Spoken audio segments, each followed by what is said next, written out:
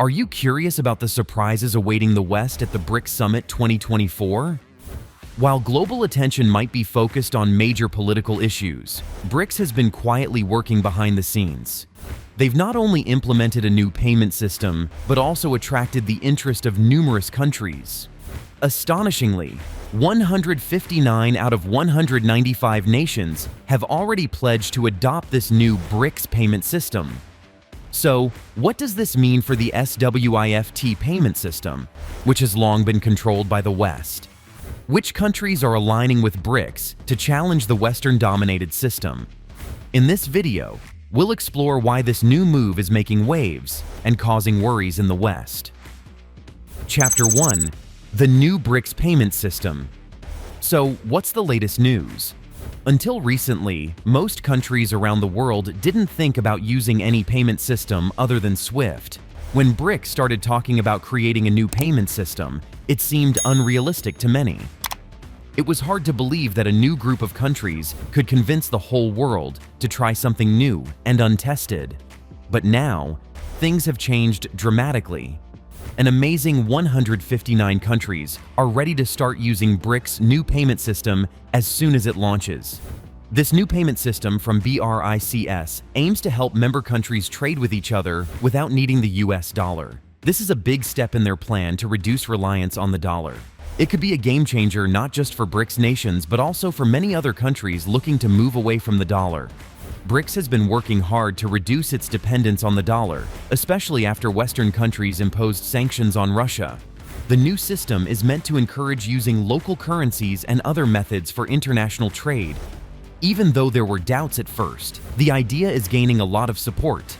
Elvira Nabiullina, the head of Russia's central bank, has said this new system will offer an alternative to SWIFT, which is the main global network for financial messages. She pointed out that similar systems are already working in other countries, making it clear that SWIFT can be replaced. The success of this new system will depend on how ready and interested the participating countries are, and many are already eager to join in. Victoria Panova, head of Russia's BRICS Presidency Council, highlighted that developing this payment mechanism has become a top priority for the alliance. For many, this comes as a surprise because, until now, BRICS has been denying that it's developing a new payment system. She explained that the system is intended to make trade and economic exchanges between BRICS countries more independent. This initiative is central to the agenda for the upcoming BRICS 2024 summit. Once the BRICS payment system is launched, it is expected to be operational immediately, potentially expanding trade opportunities within the alliance. With many nations eager to join BRICS, this new system could become a cornerstone of their economic strategies, offering a viable alternative to the US-dominated financial order.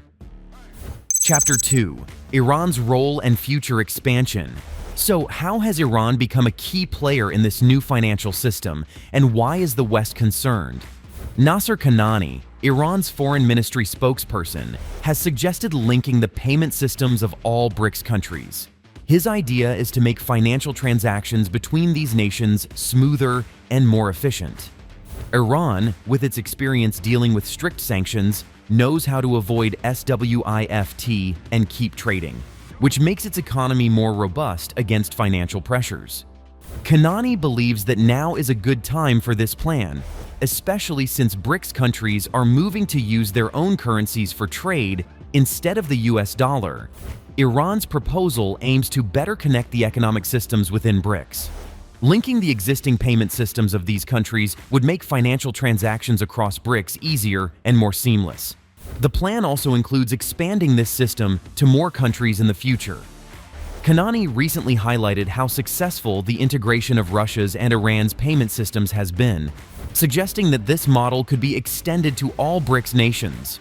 He pointed out that the conditions are right for this initiative to move forward, and mentioned that Iran has formally proposed to Russia that this payment system be expanded to include all BRICS countries. By connecting these payment systems, BRICS could create a more unified and efficient financial network, offering a strong alternative to Western systems and potentially changing the way international trade and finance work. Chapter 3. The BRICS Bridge. So, what's this payment system that even Western allies are paying attention to? Although we don't know the exact names of the 159 countries ready to adopt BRICS' new payment system, we do know that some of them include Western nations. This new system is being called the BRICS bridge. It's designed to help countries trade with each other without using the US dollar, which is a big change in the world of finance. The BRICS bridge aims to let countries settle their trades using their own currencies, instead of relying on the dollar. This could potentially replace the SWIFT system, which has long been the main way for international payments. The new system will work independently, so member countries can conduct transactions in their local currencies. This challenges the traditional power of the dollar and the Western SWIFT network. Right now, BRICS countries, including the new members, are working together to get the BRICS bridge up and running. They're discussing how to make it work smoothly and meet the needs of all users. This payment system is a big step toward a world where no single currency or payment system holds too much power. Once it's fully operational, the BRICS bridge could change the way global trade is done, offering countries a new way to do business without depending on the dollar. This shift could have a major impact on international finance, challenging the long-standing influence of the dollar and providing a new alternative to SWIFT. So, what will happen if 159 countries start using BRICS' new payment system? Simply put, it could spell the end for SWIFT and the US dollar. For a long time, the West has dominated the global economy through two main tools, the SWIFT payment system and the US dollar. Chapter 4. The Power of SWIFT and the US dollar. SWIFT is a crucial part of global finance. It's a secure messaging network used by banks and financial institutions worldwide to handle international transactions. SWIFT connects over 11,000 institutions across 195 countries. In 2020, it handled around 42 million messages every day, moving trillions of dollars between countries. At the same time, the US dollar is the world's main reserve currency. By 2022, it made up nearly 60% of global foreign exchange reserves and was involved in about 88% of all currency transactions. This dominance means that most international trade, especially in important commodities like oil, is priced and settled in dollars.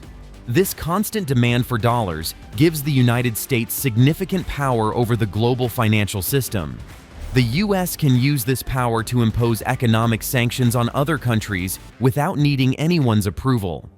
Ironically, countries using the dollar and SWIFT are helping the US maintain this control. But now, with the BRICS payment system, countries have a new option.